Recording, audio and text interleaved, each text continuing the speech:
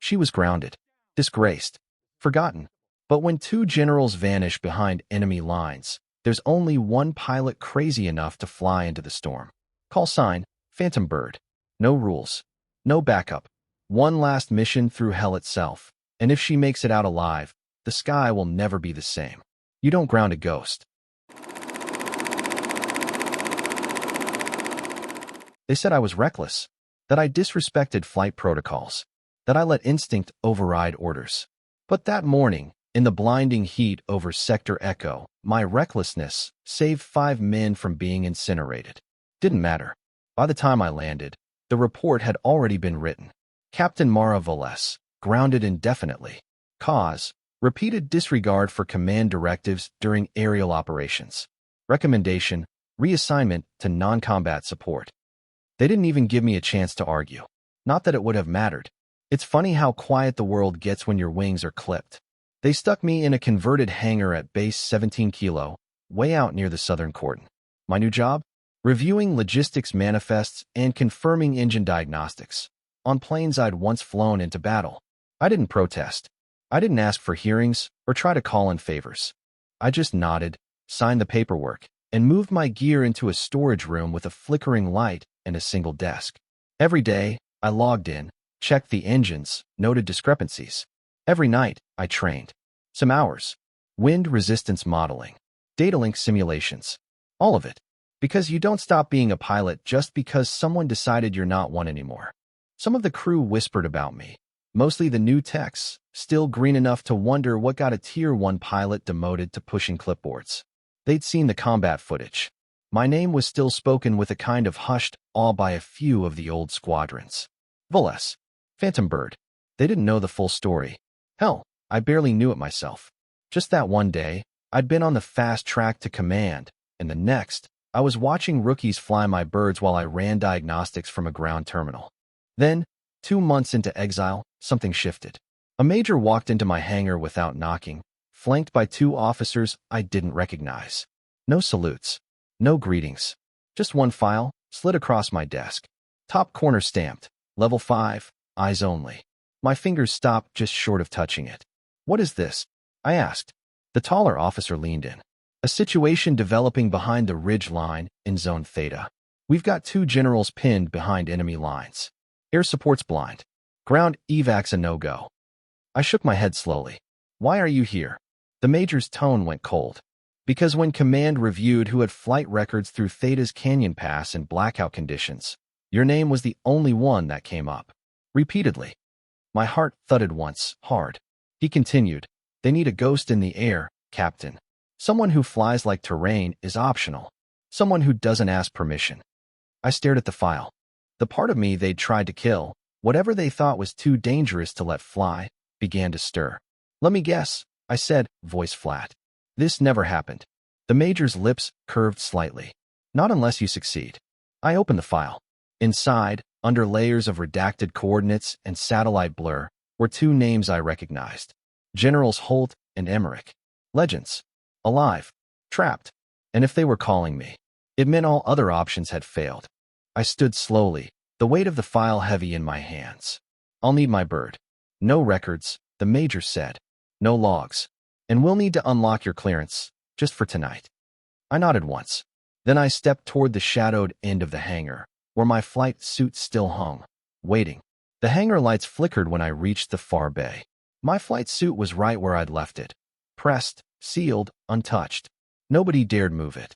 Not out of respect, but because most assumed it was a ghost uniform. They called the aircraft Widow 3. A modified Raptor with a frame tuned for atmospheric disturbance and anti-radar coating so black it seemed to drink the light. She was built for low signatures, low altitudes, and lower odds. My kind of bird. Widow 3 had been grounded along with me. Technically retired, waiting for disassembly. But every week, I'd still run tests on her systems. Kept her fuel mix optimal. Updated the terrain database. Even when I couldn't fly her, I made sure she could fly. Prep it, I said without looking back. The logistics sergeant, a wiry guy named Collins, hesitated near the door. But ma'am, I thought. She's flying tonight, I said. Clear the path. He nodded, bolted. 15 minutes later, the bay lights buzzed to full power, and Widow 3 rose from the cradle like a phantom breaking the surface of water. I slid into the cockpit like I'd never left it. Hands to the controls, feet over the pedals, breath sinking to the familiar rhythm. HUD came online, recognizing my profile instantly. Pilot, Valles M. Authorization reinstated. Temporary, mission code, Night Flare. Still remember me, girl. I muttered, fingers flying over pre-flight checks. Everything was silent outside. No fanfare. No brass to salute me. Just me and the Widow. Just how I liked it. Over the comms, the mission relay came through. Valles, this is command. You're on a ghost channel. No response expected. Track begins at grid 9 to 1 echo. Extraction window, 27 minutes. Hostiles expected. We've uploaded terrain sim and weather. Navigation blackout begins now. The display blinked. All terrain aids vanished. No radar. No satellite maps. Just static and black. The canyon route I had memorized was now my only option. A real pilot knows their terrain like skin. A great pilot knows how to feel it. Copy, I whispered. Throttle engaged. Landing clamps released. The hangar opened, wind cutting in sharp, cold, wild. I lifted off into nothing but stars and the distant growl of thunder. 5 minutes into flight, turbulence began to punch hard from the west. Thermal pockets, downdrafts, mountain currents, all invisible on the blank display. I flew by sound, by feel, by muscle memory. Twice the warning systems chirped, trying to reroute me into safer airspace. I shut them off. Safer didn't get the job done. Theta Ridge began to rise on the horizon, a jagged black tooth against the sky. Somewhere beyond it, 2 of the highest-ranking officers in the Western Theater were hiding in an abandoned uplink station. No sat coverage, no drones. Enemy patrols hunting by heat signature. And me, the so-called reckless pilot, flying dark with no backup, no rescue team, and a plane that hadn't been greenlit in over a year. Exactly the way I liked it. As I approached the pass, a glimmer of movement caught my eye. Thin, fast, circling too tight. Drones. At least 4 of them, sweeping a quadrant that overlapped the exfil path. I cursed under my breath. They were scanning for heat trails. Even one mistake, an engine burned too hot, a turn too wide, and they'd zero in. I rolled the Widow onto her side, slicing through a thermal shaft I knew would carry me over their scan arc. My oxygen thinned. Pressure dipped. Hull groaned. But the Widow held. A warning chime. Heartbeat loud. 3 targets locked in uplink corridor. Hostiles active. No response from beacon. That meant Holt and Emmerich were still alive, but quiet. I dropped altitude, skimming treetops, watching the canopy distort in my wake. Below me, a flash. Muzzle flare. They'd spotted something. Me? No, not yet. They were firing into the compound. Which meant I hit the override, cutting all power for 3 seconds, and glided silently into blackout descent. In the hush, I could hear it. Faint comm static, scrambled but there. And a voice. Echo green. Repeat. If anyone's listening. This is Emmerich. Coordinates compromised. Request. Gunfire cut him off. I powered up, igniting every system in sync, and dove hard into the mouth of Theta Canyon. Behind me, the first of the drones banked and gave chase. This wasn't going to be clean. But then again, I'd never been clean. I was the one they called when clean had failed. The canyon funneled around me like a coffin lined in jagged teeth. At this speed, even a single miscalculation could turn the Widow into shrapnel. But my grip didn't waver. Every curve, every fold of rock was a song I already knew by heart. I banked left, inches from a stone outcrop, then rolled right to duck under a shelf that would have gutted the wings of any other bird. Behind me, the drones followed, fast and aggressive, but not built for this kind of flying. They were hungry. I was desperate. And desperation flies better. Static flickered again. Then a burst of words. Fireteam breached. We've lost the west corridor, still holding. I repeat. That was General Holt. His voice was rough, blood in his throat maybe, but he was still alive. I opened a narrowband transmission, low power, tightly modulated. One word. Angel inbound. No call sign. No signature. Just enough for him to know that help, real help, was coming. The Widow's side scanners caught movement. 3 fast drones circling to flank. Their trajectory aimed to cut me off at the canyon's next choke point. Smart. I flicked to weapons hot. Missiles armed, manual targeting only. No lock assist. I didn't care. I closed my left eye and counted silently. 3, 2, now. I flared the nose, reversed thrust to drop speed hard, and angled the nose upward just long enough to paint them. The widow coughed once, 1 missile, not 3. I wasn't trying to kill them. I just needed them to panic. The missile raced between the drones in a burst of fury. They broke formation, just a fraction of a second, but it was enough. I roared through the choke point before the canyon narrowed again, dragging a wave of heat and pressure behind me. Their sensors would lose me in the chaos. And now I was inside, closer to the compound, closer to them. General Holt, I whispered into the dead channel.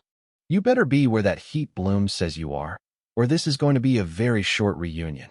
The uplink station came into view, barely a structure anymore, more like a pile of rock and steel swallowed by the mountain. The only reason it still showed on scans was the thermal bleed from a half-collapsed generator. Infrared confirmed 4 bodies outside, definitely not friendly. One had a launcher. That meant no landing, no hover, no pickup. I had to pull something dirtier. I switched the Widow to auto-stabilize and rose into a steep climb, hugging the cliff face like a spider. At the apex, I killed vertical thrust and let her stall backward. Gravity took over.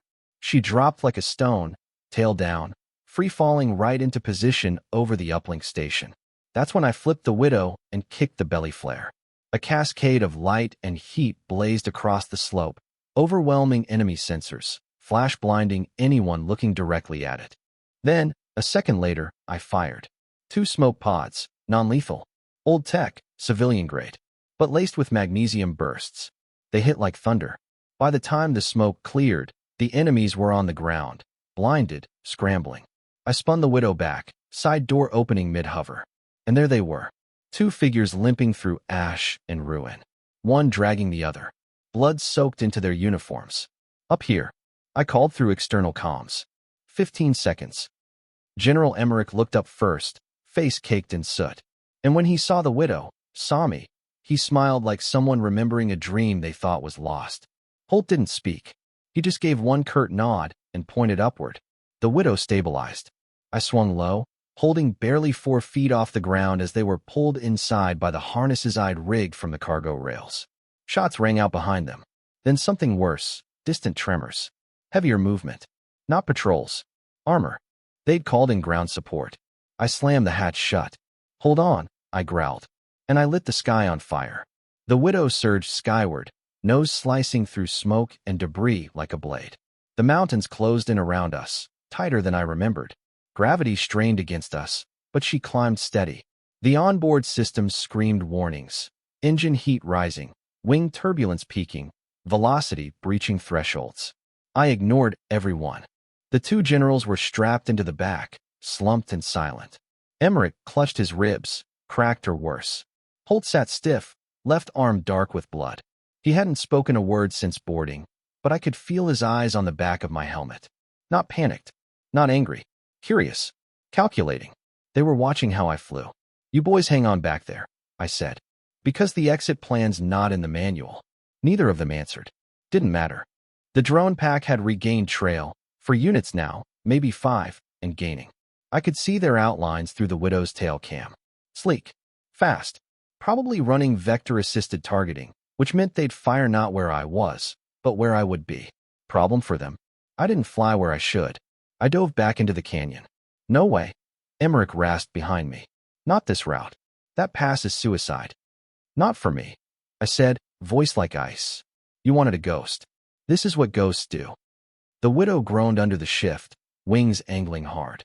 I flew so low we scraped frost off the cliff face. Back in training, they called this place Razor Alley. 15 clicks of twisted stone, sheer walls, wind shear like knives, and only one viable exit. If you made the final turn in under 1. For seconds. No one ever flew it in combat. Except once. Me. I'd done it in a sim after command grounded me. They said it was theoretical. Now it was all we had. I cut power and bled speed. Then surged the engines just as we hit the narrowest point. The Widow screamed, rattling like she might split in 2. G-forces pressed the breath from my lungs. The generals grunted behind me, their bodies fighting physics. The drones weren't so lucky. One clipped the edge of a stone fin and exploded, its wreckage slamming into another. That left 3. Not enough to stop me, but enough to make me bleed. We hit the final arc. I swung the Widow into the corkscrew dive, an old trick, barely legal, completely lethal if mistimed. The canyon spun around me, sky and ground trading places in flashes. The Widow's structure flexed, metal whining. And then, we broke free. Sky exploded open, wide and blue. We were out. The drones overshot, lost in the chaos of their own pursuit. One spun out. The others broke formation, too slow to follow. I let myself breathe. Then a quiet voice crackled over the rear comms. "You're insane," Holt said. "Not insane," I replied, still locked in concentration. "Just tired of being right." A pause. Then he laughed. "Rough. Paint. But real." "You're Veles," Emmerich said suddenly. "Mara Veles." "Yes, sir. The pilot they grounded for reckless deviation last year. Still got that on my record." He chuckled through a wince. "That canyon stunt. Theta Black Echo. That was you too. You saved the recon unit and vanished before they could ID you." I said nothing. Holt answered for me. "It was her. No one else flies like that." Their voices softened, like something was dawning on them. "You were never reckless," Emmerich muttered. "You were just too good to explain." Now it was my turn to pause. Then I said, "You didn't come here to say that. What's the real reason you asked for me?" They didn't answer, but their silence said enough. There was more to this mission, and I'd just flown us straight into it. We broke altitude at 27,000 feet, the Widow finally cruising steady, the turbulence giving way to smooth wind streams. But the tension in the cockpit hadn't faded. The generals had stopped talking, not from pain, though I knew they were hurting, but because they were weighing what to say next. I'd been in enough briefings to recognize that kind of silence. Whatever they'd been doing behind enemy lines, it wasn't just a diplomatic inspection gone wrong. It was something bigger. And the fact that they'd come for me meant no one else was supposed to know. I flicked the auto-stabilizer on and let the Widow handle cruise for now. Then I turned halfway in my seat, eyes flicking to the rear feed. "All right," I said quietly. "We're out. We've got a 10-minute window before we hit radar range again. So let's skip the dance. What were you really doing out there?" General Holt looked at Emmerich, then back at me. "You were always direct," he said. "And you're bleeding in my aircraft with no escort. So maybe let's not do the whole need-to-know thing. You called me, remember?" Emmerich sighed and leaned back, fingers pressed to his ribs. "We weren't visiting a comms relay. That uplink station hasn't been active in 5 years. So, we were meeting an asset, one we've been tracking for months. Intel. Better. A defector. That made me freeze." Holt took over. "She had codes, deep core overrides, sublayer access to enemy weapons deployments, drone swarms, energy grid redundancies. Everything. The kind of thing that could tilt this war 10 degrees in our favor. And she never made the rendezvous." My gut dropped. She got hit. Maybe. Or maybe someone tipped them off. Either way, the station got torched. We were the only ones to make it inside before the bombardment started. Emmerich added, "We didn't just come back with regrets, Veles." He reached inside his combat vest, fingers moving with painful precision, and pulled out a black case the size of a ration bar. He held it up. "This," he said, "is the payload." I stared at it. Encrypted, triple, and biometric locked to me and Holt. I blinked. "Why not transfer it over SAT relay?" Emmerich almost laughed. "Because this thing would light up every enemy tracker from here to the coast, if we did. It's more valuable than either of us. That's why we couldn't use evac. That's why we needed you." I exhaled slowly. "So you weren't just pinned. You were hunted. This whole operation was bait." "Not exactly," Holt said. "It started clean. It turned into bait when someone compromised the corridor." A sour feeling hit my chest. "You think someone on our side did it?" They didn't answer, which was answer enough. I turned back to the controls. Suddenly, the Widow's long-range sensors flickered. 1, 2, 3 signals, just off the grid line. "What's that?" Emmerich asked. I narrowed my eyes. "Contacts. Low movement signature. Could be drones. Could be intercept birds." "We didn't call for extraction," Holt said sharply. "I know," I said. "Then who the hell's tracking us?" I didn't respond. I'd already flipped the Widow into silent mode and angled us low.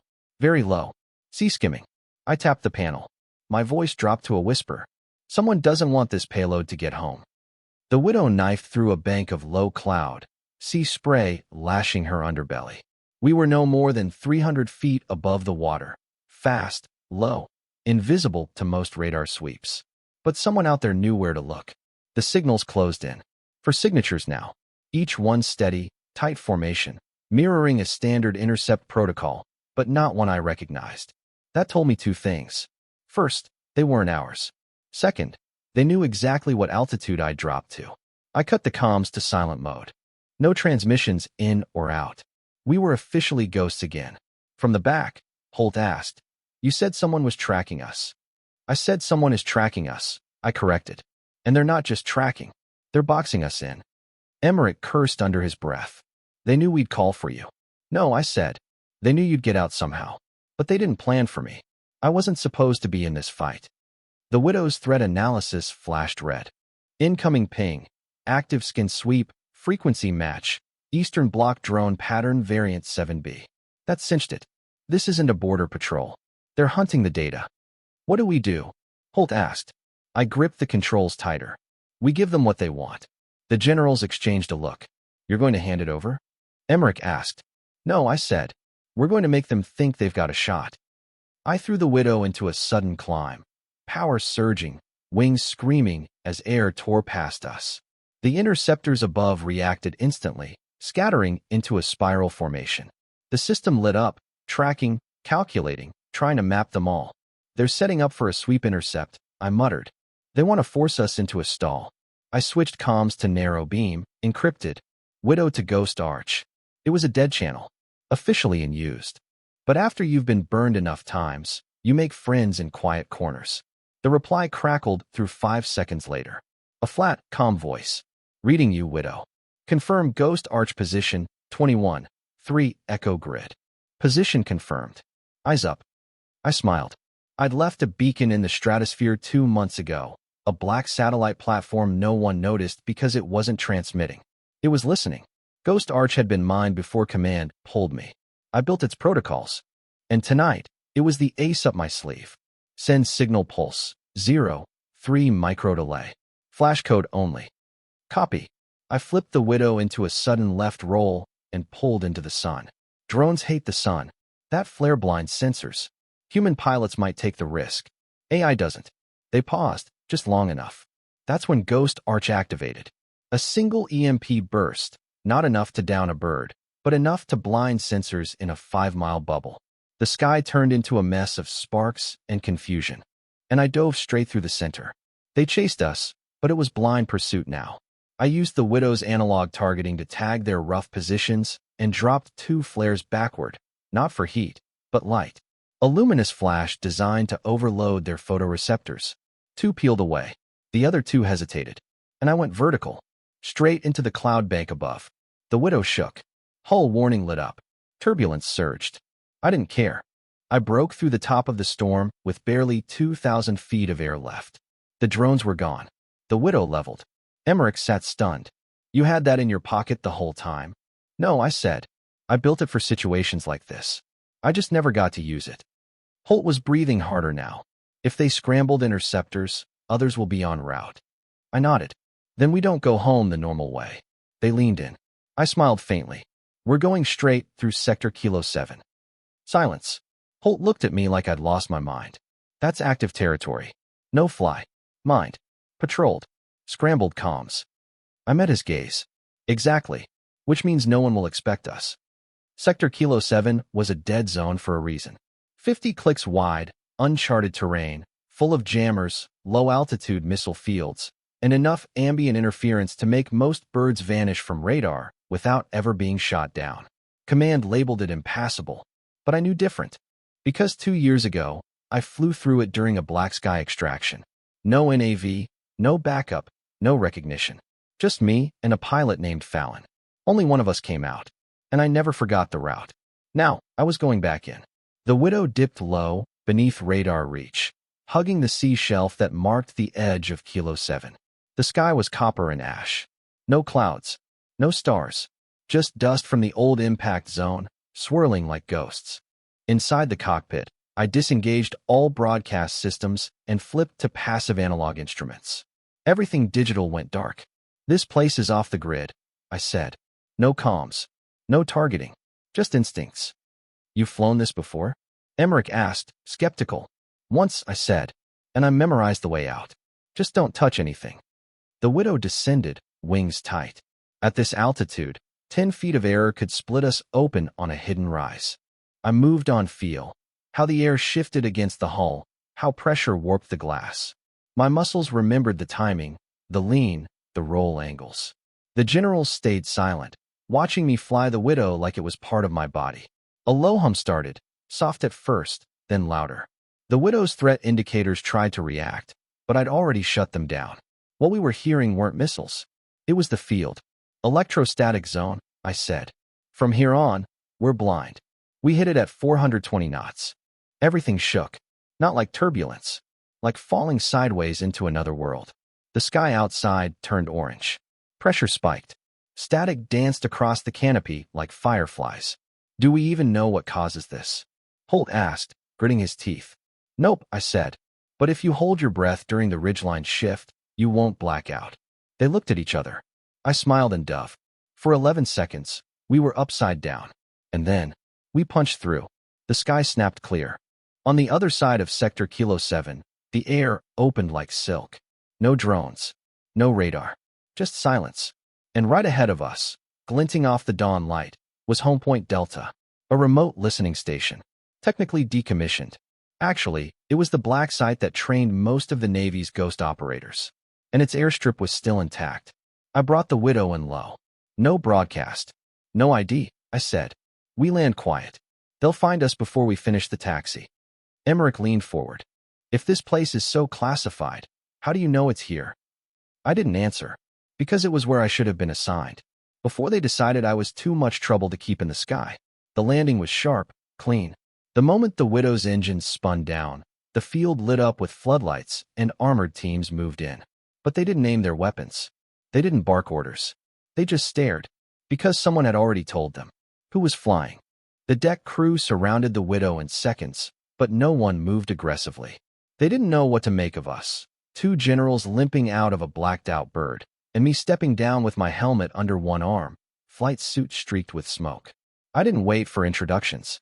I walked straight toward the field commander, a woman with a scar that cut across her brow and the stripes of a classified rank only a few would recognize. She looked at me, and her eyes went wide. "Valles," she whispered. "You're supposed to be grounded," I said. Guess that didn't stick. She glanced past me at Holt and Emmerich being helped out of the Widow. I saw the early reports. They said both were dead. Then word came through, encrypted, priority redline. Said if the Widow broke through from the Kilo corridor, it meant you were behind the stick. I thought it was a mistake. It wasn't. She studied me for a long moment, then nodded to her crew. "Get them inside. Priority med treatment. Secure the payload. And someone get clearance from Phoenix Vault. We've got a courier who just risked her life for a black box." One of the techs froze. "Courier? Wait, you mean, that's Phantom Bird?" The name hung in the air. I didn't confirm or deny it. The commander just smiled faintly. "Let's get her debriefed before anyone else finds out she's not a myth." They escorted me inside, a reinforced corridor laced with detectors, biometrics, sound traps. They checked my pulse, my retinas, even the microfractures in the bones of my hands. Not to verify who I was. To verify I hadn't been compromised. When I passed every scan, the debrief officer just stared at the readout and muttered, "You shouldn't exist." I shrugged. "Yeah, I get that a lot." They took the payload from the generals, placed it in a vault that required dual authorization, and ran a triple-level confirmation before even touching the casing. 2 minutes after it was logged, a secured uplink pinged the Pentagon. No names, no details, just a location. Then the tone of everything changed.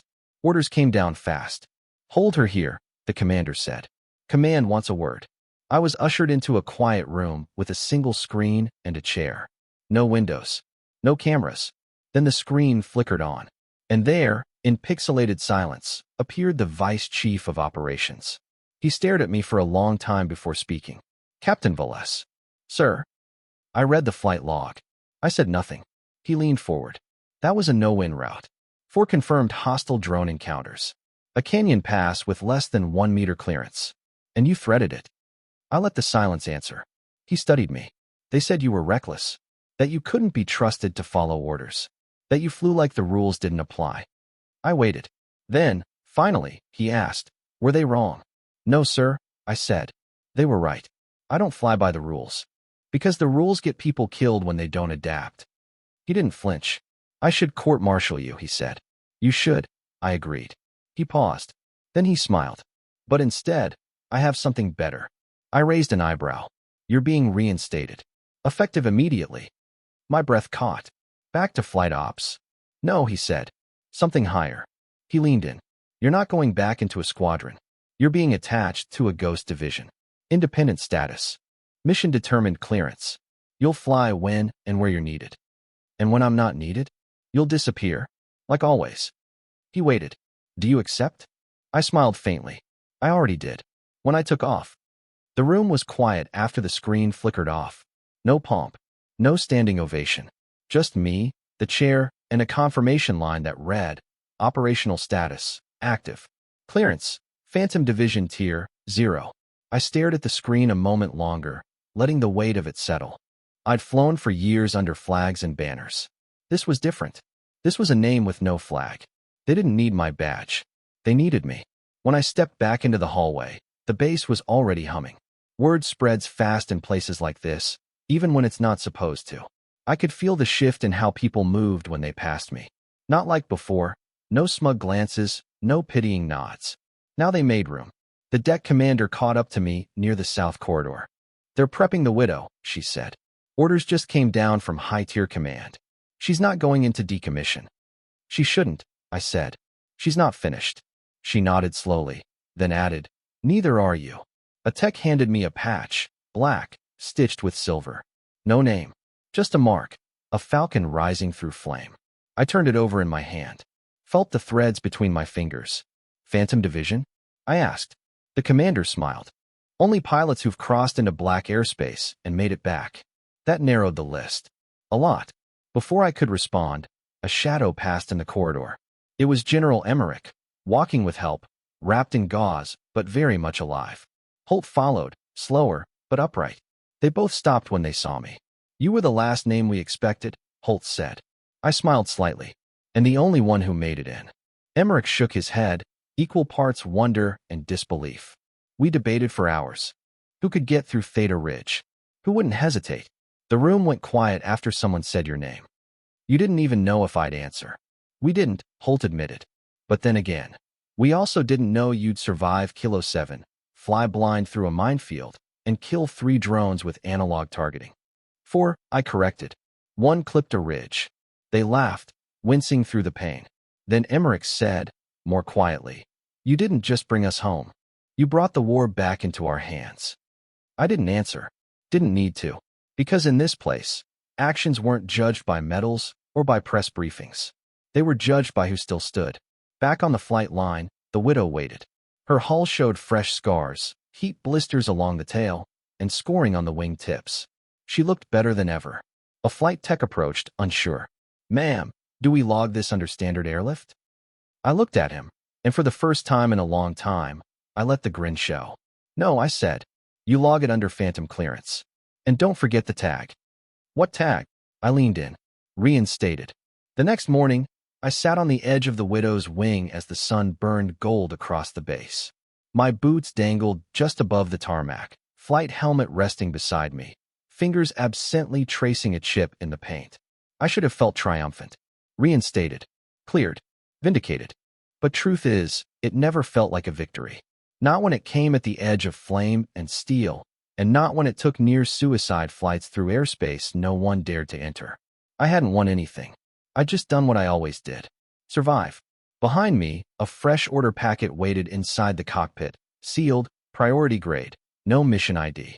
I hadn't opened it yet. Didn't need to. I already knew what it meant. A new mission. No return flight logged. The kind of flight that only someone like me would be sent on. And only someone like me might come back from. Down on the deck, the same tech who handed me the phantom patch looked up. Orders. I nodded. Where to? I looked east, where the sky was soft and pale and full of ghosts. Where I'm needed, I said simply. He hesitated. Do you want backup? No. The word came quicker than I expected. Not because I didn't want help, because I didn't want interference. Flying like I do, survival by instinct, only works when no one's in your ear, telling you to fly by the book. That's how I got grounded the first time. And that's why I'll never let it happen again. I slid back into the cockpit, sealed the canopy, and engaged the pre-flight. The widow responded instantly, quiet hums and green lights flickering to life like she'd been waiting for this moment. And maybe she had. The runway cleared ahead of me. No fanfare, no cameras, just the whisper of wind across steel and the weight of one last decision. I toggled the final switch, and in the moment before takeoff, I reached into my side pouch and pulled out the grounding report, the one they gave me when they clipped my wings. I tore it in half and dropped it to the floor. The widow surged forward, and I took to the sky, one more time, for one more mission, with no guarantee of return. But this time, not because they begged, not because they had no other choice. This time, I flew because I chose to. Because you can ground a pilot, but you can't ground a ghost. Thank you for watching. Have a great day.